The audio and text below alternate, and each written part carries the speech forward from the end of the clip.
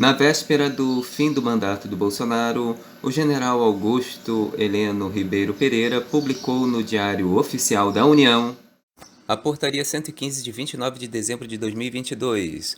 O ministro de Estado, chefe do Gabinete de Segurança Institucional da Presidência da República, na condição de presidente da Câmara de Relações Exteriores e de Defesa Nacional do Conselho de Governo, no uso das atribuições, resolve designar membros para compor 13 grupos técnicos de segurança de infraestruturas críticas, dentre eles o do setor de barragens, energia elétrica, petróleo, gás natural e biocombustíveis, transportes aéreos, transportes terrestres, área de biossegurança e bioproteção, setor de defesa, setor do governo digital, abastecimento urbano de águas, setor de finanças, transportes aquaviários, telecomunicações de radiodifusão e de serviços postais, e os membros para compor o grupo de trabalho de acompanhamento da elaboração dos projetos básico e executivo de construção do Laboratório Nacional de Máxima Contenção Biológica.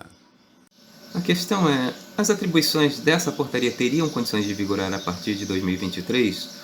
Ou em que condições essa decisão do general Heleno teria validade? Por que ele publicaria uma resolução natimorta?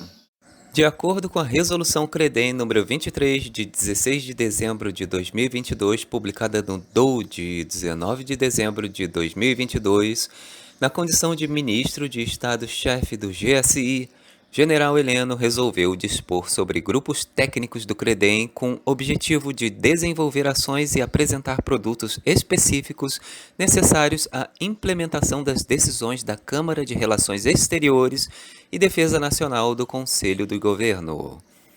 Poderão ser convidados especialistas dos demais órgãos e entidades da administração pública federal, estadual, distrital e municipal e de instituições privadas, incluídas as organizações não governamentais que terão sua participação justificada em razão da pauta sem direito a voto. Diversas reuniões ocorrerão conforme convocação da coordenação, e as atividades dos grupos técnicos e de trabalho serão concluídas no prazo de até 1 ano, a contar da data de publicação do ato de designação dos representantes.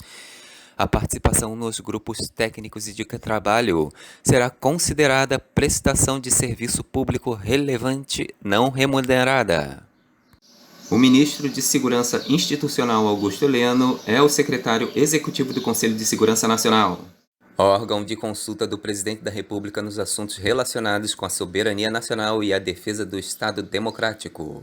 Compete ao Conselho de Defesa Nacional opinar nas hipóteses de declaração de guerra e de celebração da paz, opinar sobre a decretação do estado de defesa, do estado de sítio e da intervenção federal, propor os critérios e condições de utilização de áreas indispensáveis à segurança do território nacional e opinar sobre seu efetivo uso, especialmente na faixa de fronteira e nas relacionadas com a preservação e a exploração dos recursos naturais de qualquer tipo. Estudar, propor e acompanhar o desenvolvimento de iniciativas necessárias a garantir a independência nacional e a defesa do Estado Democrático. Este último item comporta o estabelecimento de grupos técnicos de segurança em diversos setores promovidos pela Portaria número 115 e a Resolução CREDEM número 23. Eu posso estar errado, mas não dá para imaginar essas resoluções vigorando por 1 ano sob a sombra do governo Lula em 2023, uma vez que este extinguiria membros fundamentais do Conselho de Defesa Nacional atual, a menos que haja a decretação de um estado de defesa, evoluindo para um estado de sítio, e a posterior decretação de um estado de guerra, que é a única hipótese constitucional para vigorar por um prazo indeterminado o estado de sítio segundo a Constituição Federal. Decretado o estado de defesa ou sua prorrogação, o Presidente da República, dentro de 24 horas, submeteria o ato com a respectiva justificação ao Congresso Nacional, que decide por maioria absoluta. Se o Congresso estiver em recesso, será convocado extraordinariamente no prazo de 5 dias. O Congresso aprecia o decreto em 10 dias do recebimento, devendo funcionar enquanto vigorar o estado de defesa. Rejeitado o decreto, cessa o estado de defesa. O tempo de duração do estado de defesa não será superior a 30 dias, podendo ser prorrogado uma vez por igual período se persistirem as razões de sua decretação. O presidente pode, ouvidos o Conselho da República e de Defesa Nacional, solicitar ao Congresso Nacional autorização para decretar o estado de sítio nos casos de comoção grave de repercussão nacional ou ocorrência de fatos que comprovem a ineficácia da medida tomada durante o estado de defesa, declaração de estado de guerra ou resposta à agressão armada estrangeira. O Congresso decide por maioria absoluta. O decreto do estado de sítio indica sua duração, as normas necessárias a sua execução e as garantias constitucionais que ficarão suspensas e, depois de publicado, o Presidente da República designaria o executor das medidas específicas e as áreas abrangidas. O estado de sítio, no caso de comoção grave de repercussão nacional, não poderá ser decretado por mais de 30 dias, mas poderia ser decretado por todo o tempo que perdurar a guerra ou a agressão armada estrangeira. Enfim, pode ser que, assim como as portarias do Ministério da Defesa e da Advocacia Geral da União, a portaria do GSI tenha preparado um terreno para um cenário que acabaria não se concretizando. Ou, pelo contrário, haveria uma carta na manga do general Hamilton Mourão? Talvez a intervenção seja um processo mais demorado do que se supunha, ou quem sabe tenhamos que lutar a própria sorte.